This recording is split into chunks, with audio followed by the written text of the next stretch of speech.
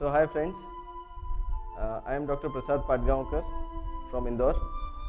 So our today's topic is basically FAPDIS algorithm as a surgical classification for full endoscopic decompression and how do we select the approaches. So types of endoscopy, that is interlaminar endoscopy, transforaminal endoscopic spine surgery and endoscopic fusion, but we have got all the options of decompressing this thecal sac from all 360-degree angle. Before we go on to the surgical part, we must know that this is not just a discal pathology or a facetal pathology. While decompressing the thecal sac and the epidural space, you need to have a complete idea about what are the parts which can compress, and we need to know the pathogenesis of the stenosis. So it starts with the dysfunction, herniation, instability, lateral nerve entrapment, then single level stenosis and then multi-level stenosis. So in this, where the exact nerve root compression is, that we need to identify. So the lateral recess, the nerve root gets compressed in the subarticular lateral recess, in the mid zone and in the exit zone. So what is the subarticular lateral recess? It is just behind the disc, just ventral to the articular superior articular process. So this is the part which is actually subarticular lateral recess. Now we are coming to the mid zone. The mid zone is this area where it is just medial to the pedicle, and then this is the exit zone which is coming where the DRG lies. So commonly whenever there is a pathology in the exit zone, patient gets a burning sensation, or they are the cases where the SAP syndrome or a severe foraminal stenosis occurs. Whenever we are dealing with this kind of stenotic pathology, we must remember there are a situation when actually one need to consider for discal herniation also, that disc herniation which has gone into superior migration, inferior migration or the dorsal migration. At the same time, one need to consider facet angle also, because while doing interlaminar procedure for any kind of sagittally oriented facet, it becomes more difficult. When there is a coronally oriented facets, you get difficulty doing transforaminal procedures. So this is a nice classification given by Professor Saeed Osman, who has mentioned about the various part of this motion segment. He has assessed the motion segment pathophysiology in such a way that it is considering all the factors, and then this pathology how best we can address in terms of treatment part. But when we come to the full endoscopic approach selection, this FAPDIS algorithm will help you deciding the approach. So what is the FAPDIS algorithm? Actually, this FAPDIS algorithm we applied to all the patients who had a herniation or stenosis, where the segment was stable, but we excluded all those patients which are actually having only chemical radiculitis, or maybe the disc space is completely settled, where the stenosis is very severe, when there is an unstable segment or there is a scoliosis. So the clinical presentation of the patient, you need to know based on the history that whether it is lying in the herniation or stenosis, where the dermatomal pattern is fitting into L4, L5, S1, so that we need to know prior. Then based on the predominance of the symptoms, we go for the imaging, and imaging include all these parameters which needs to be considered. So how do we look at all parameters one by one? Let's see the different factors. So this is the location of symptomatic nerve root compression. So whenever you get any kind of MRI like this, when you are looking at particular motion segment, it is very essential that you need to have a upper discal margin cut, lower discal margin cut, the axial cut at the level of the disc, middle of the disc. Same time, if you have got a section in the middle of the vertebra and section at the middle of the pedicle, then you get a complete idea about both the exiting and traversing nerve root passing through that particular motion segment. So if you see here, you can track the L5 nerve root starting from the first slide, which is the medial to the pedicle, and then you can you can track the same now till the anterolateral aspect of the sacral ala. Similarly, the S1 nerve root also you can track. This is the S1 nerve root, which is starting from the in the L5 vertebral body, which is inside the thecal sac, and it is coming and exiting just medial to the S1 pedicle. So once you have got a habit of looking at all these images one by one, you can understand there was a food for thought why we needed FAPDIS algorithm, because there are situations when you find this big an herniation, one usually consider that interlaminar approach is the way to go. Not always true, yes. What you need to understand, this kind of patient who is suffering with a large central herniation, and if you do the transforaminal surgery, you can see the decompression. You can see that traversing S1 nerve root nicely decompressed, but only thing is looking at the angle of the facet. This is a tedious job to do transforaminal surgery for this patient.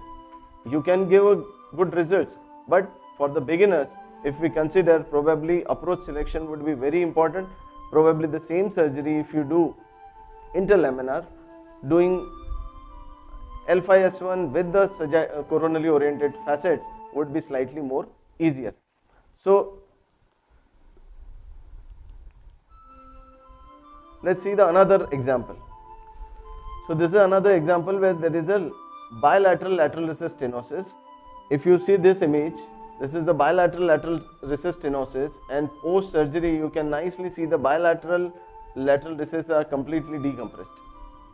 So this is the bilateral transforaminal surgery was done, but the same thing, if the beginner tries to do this, probably he will fail to achieve this much of decompression properly. Same time, if you do the probably interlaminar surgery, you may address bilateral symptoms in one go. So these are the factors.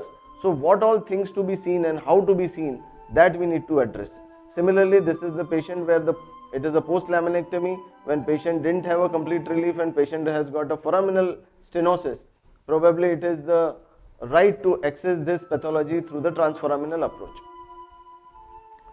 And if this is the kind of herniation, when there is a superiorly migrated herniation, as conventional, many of the people they consider L5S1 is for interlaminar procedure. Probably doing the procedure at L5S1, which is a paracentral herniation, going superior migration with the facet being arthritic, and there is a early flaval stenosis, but same time spinous process is tilting on the ipsilateral side. It may become difficult that you may do interlaminar surgery, and same time if the transforaminal access is approachable, then probably doing transforaminal surgery would be a better idea. But what exactly we are looking at? What all parameters any surgeon looking at, so that he can decide about the exact approach, whether it should be transforaminal would be better or interlaminar would be better. So this is a MRI based surgical classification for the symptomatic nerve root decompression. So whenever we are looking at this kind of motion segment, we divide this motion segment into two. Like if we are doing looking at motion segment L4-5, we need to see the FAPDIS algorithm separately for right side, similarly for the left side.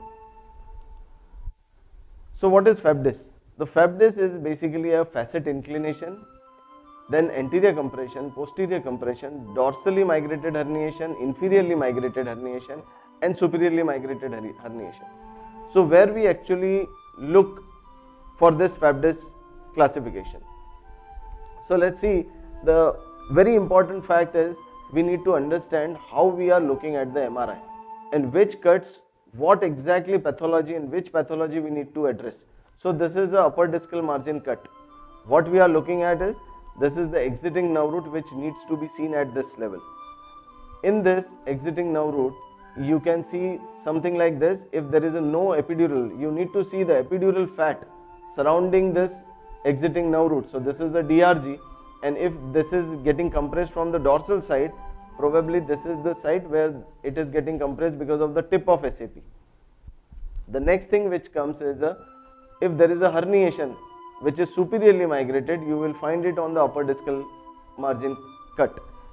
And similarly, the last thing is extraforaminal herniation, which may give compression like this. So now when we are looking at the middle of the disc, the cut would be like this. So the important thing is the traversing nerve root needs to be seen. So this traversing nerve root getting compressed, and then lower discal margin cut.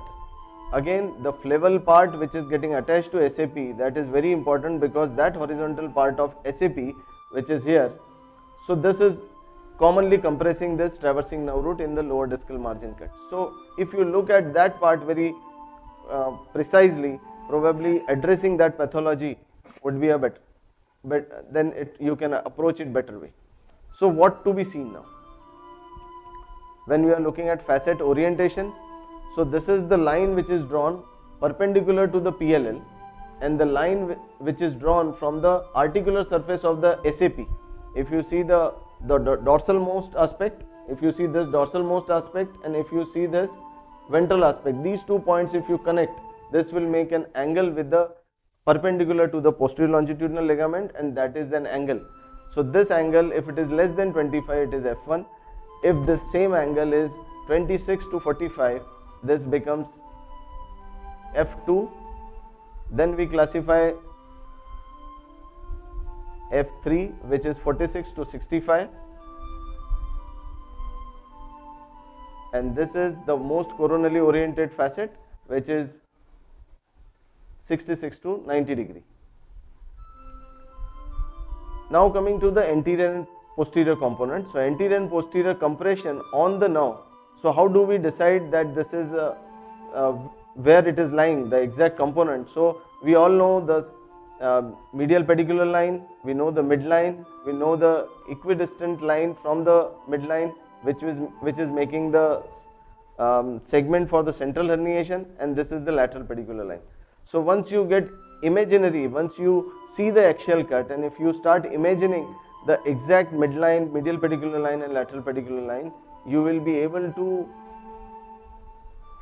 decide whether this is a central herniation A1, this is paracentral herniation A2, this is foraminal herniation A3, or it is a extraforaminal herniation.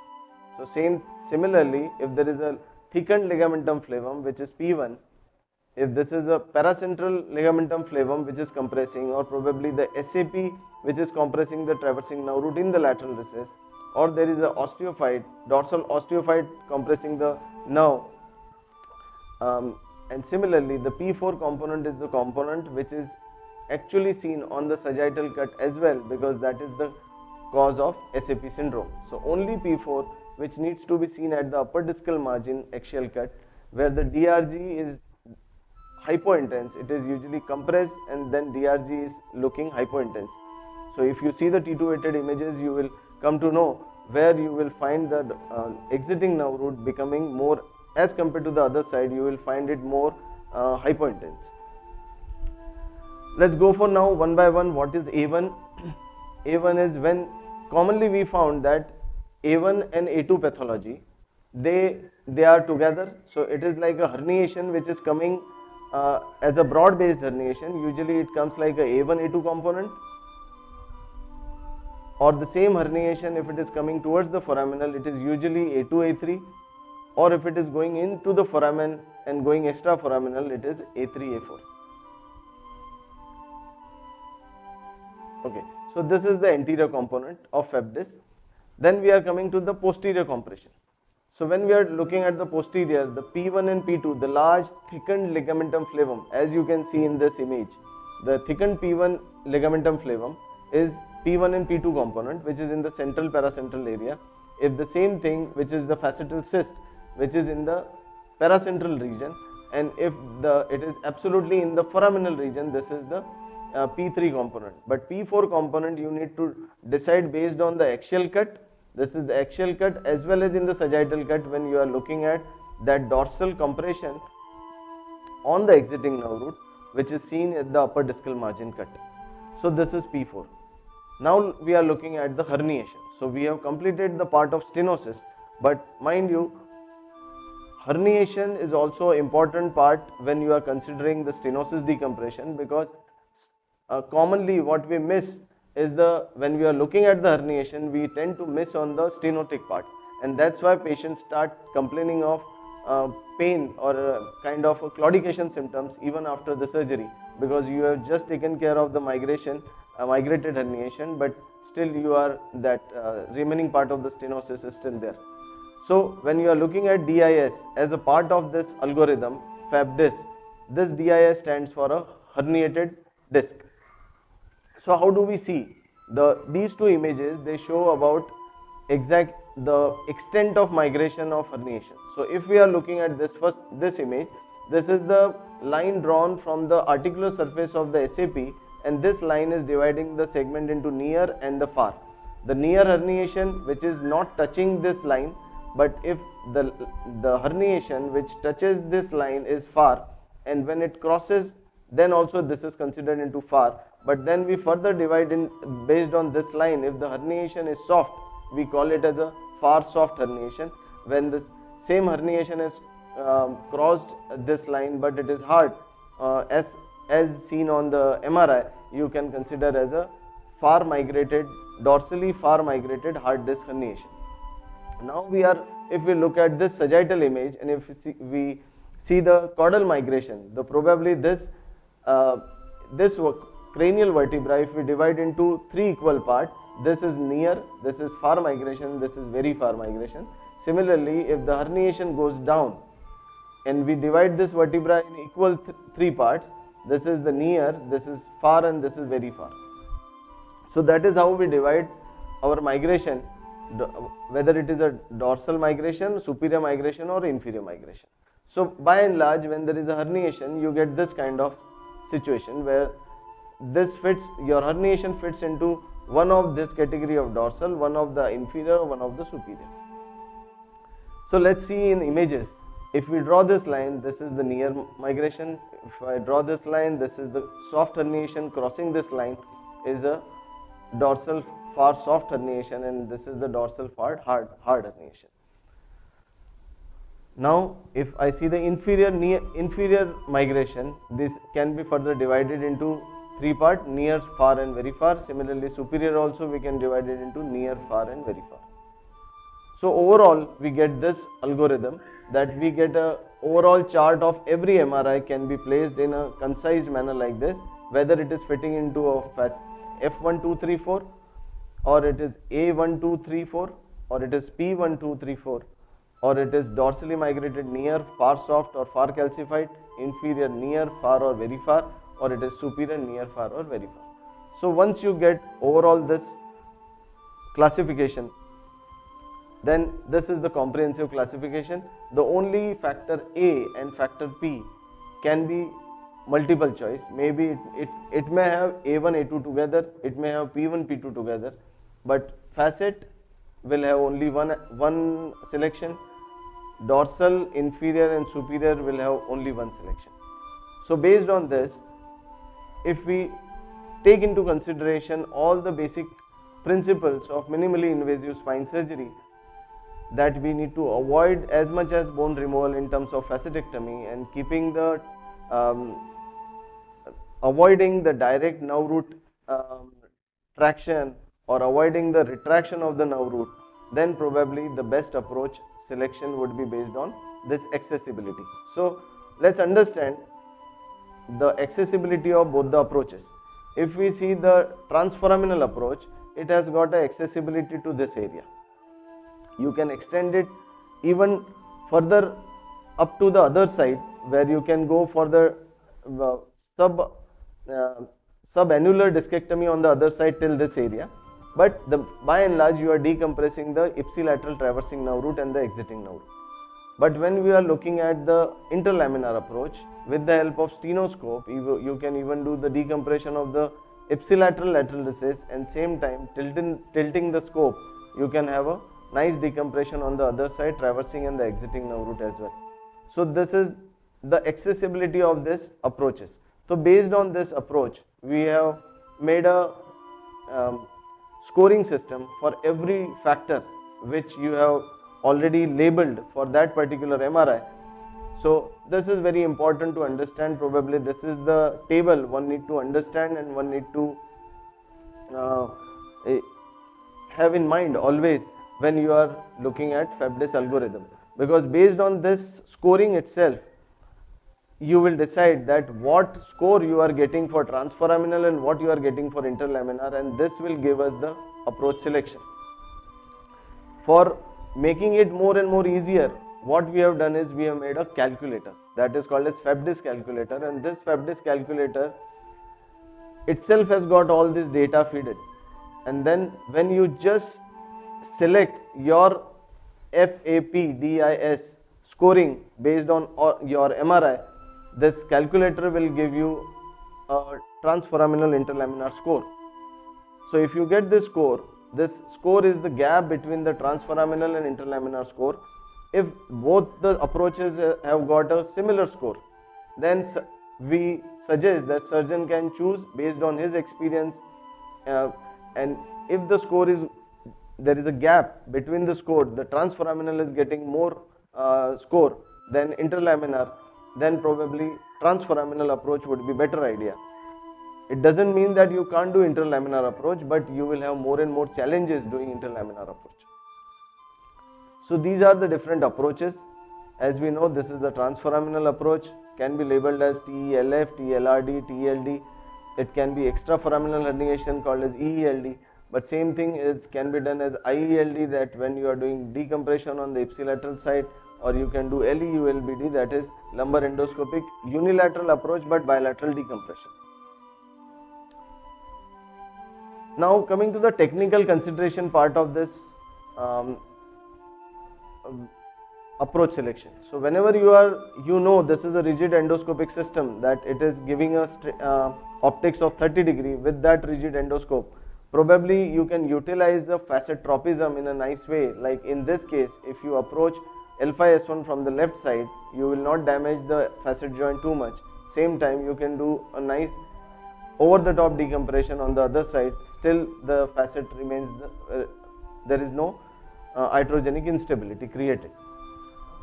You need to consider even the osteophyte, you need to consider osteophyte on the dorsal aspect, you need to consider even the spinous process tilting, so that based on all this, the spinous process tilting, it gives a problem while you are doing interlaminar procedure. This dorsal osteophyte also give you trouble when you are doing interlaminar procedure. So you need to be aware of this kind of MRI finding. Similarly, this kind of osteophyte, which becomes slightly difficult when you are approaching the pathology from the transforaminal approach. So by and large, now we restrict our today's talk on this, that we have got options available, but same time looking at that particular MRI from the clinico-radiological perspective would be a very good idea to decide the exactly which approach to be done and what to be done exactly through the full endoscopic technique. Thank you so much.